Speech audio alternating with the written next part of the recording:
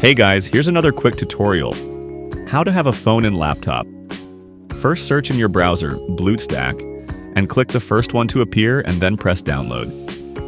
There's also other Android emulator like this, but I recommend BlueStacks for overall and LD Player for low-end PC or laptop.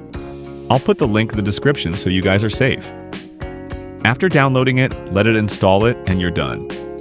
You could do almost anything what you can do at your phone.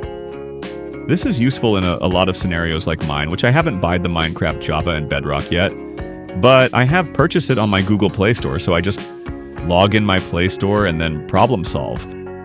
And that's about it.